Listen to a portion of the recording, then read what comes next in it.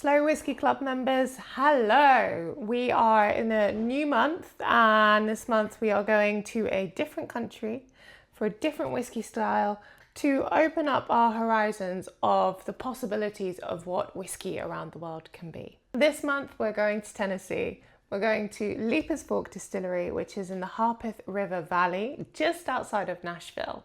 Now, last month we went to two distillery in Denmark. And that distillery is really all about being single estate. They grow all of their own grain and organically so. Now at Leiper's Fork, they also grow a lot of their own grain. But what's different with this distillery is how they use that grain, the process. Because the team at Leiper's Fork are making a whiskey in a pre-prohibition style.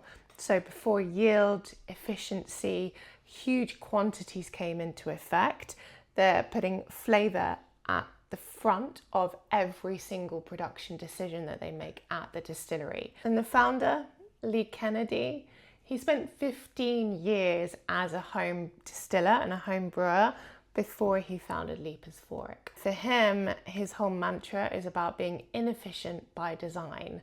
Something that we'll explore in greater depth as we taste these two little babies. So what does inefficient by design mean to Lee and his team? And what do I mean when I say they're making a pre-prohibition style of whiskey?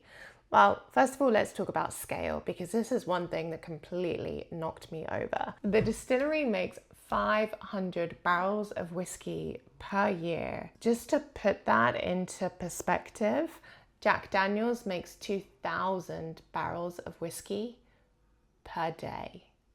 So Jack Daniels is making 4 times the amount of whiskey in a day than this distillery makes in 1 year.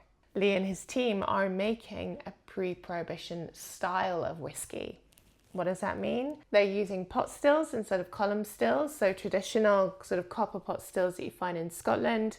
A lot more copper contact going on, again prioritizing flavor over yield.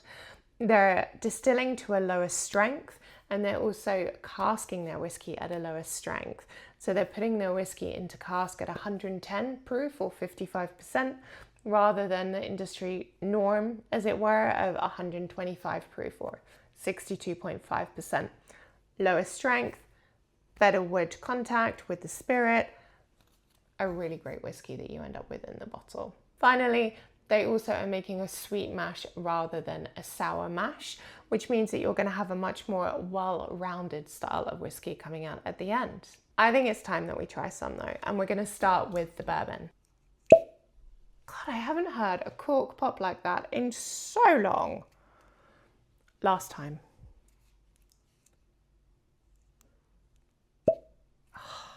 Glorious.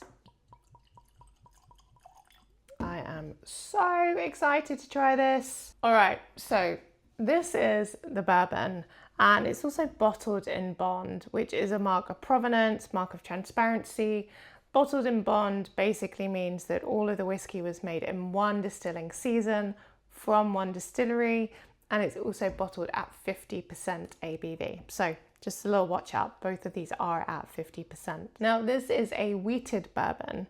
What that means is that the secondary grain in play is wheat.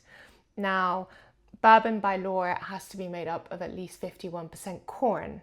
So this is actually 70% corn, 15% wheat and 15% malted barley. Replacing the typical rye that you'd have at that secondary grain with wheat takes away that rye spice and gives it a lovely, well-rounded sort of bakery spice smoothness.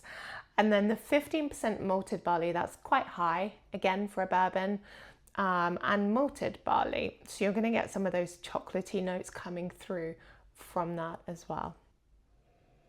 Oh, that is my style of whiskey. You get the chocolate on the nose, the baking spice. There's definitely a touch of like black cherry in there as well. Kind of like a dusty wardrobe too. I used to use this tasting note of like whiskies tasting like the wardrobe to Narnia, but got told off by my husband for using that because it just sounded ridiculous. But it does smell like that. The chocolate note is coming through on the palate. That sort of like antique oak element, the baking spice.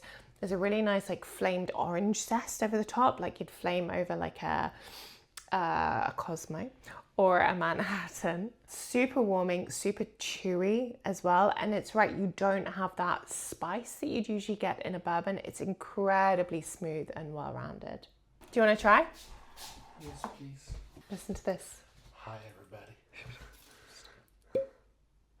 Oh, wow. One more time. Isn't that great?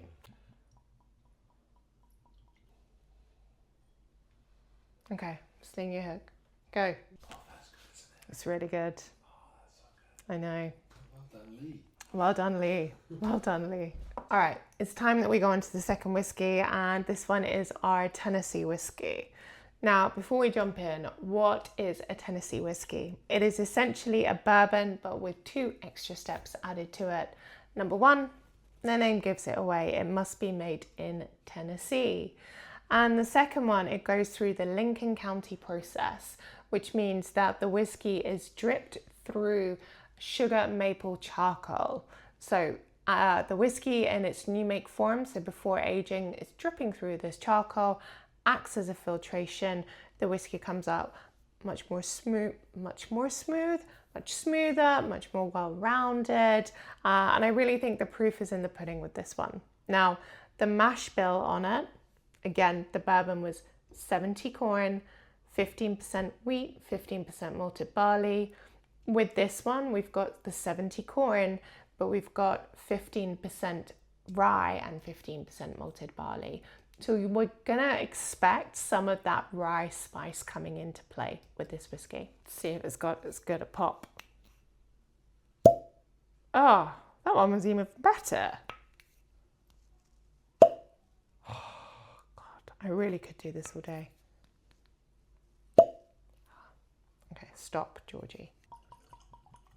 Now, I quite like to compare and contrast. So if you did opt for the 2-pouch subscription, you can do the same, pour them into 2 different glasses and just bounce between the 2 because it will help with the comparison piece. Immediately, the bourbon is a lot brighter on the nose, and coming through on the Tennessee whiskey, a little bit of roasted coffee, more of that dark chocolate, black cherries, and well, it's just like baked fruit. It's glorious. That is incredible. There's this freshness that comes through on the palate. After that first sip, you're still getting the coffee in there, but I hate to use the term Parma Violet because I think Parma Violets are quite divisive as a flavour, but there is a huge Parma Violet hit coming through. All right. There you have it, 2 very different drops from Leiper's Fork Distillery. A distillery that's prioritizing flavor over yield, making a pre-prohibition style of whiskey, one that is literally churning out 500 barrels a year to make the incredible whiskey that you can find in the glass.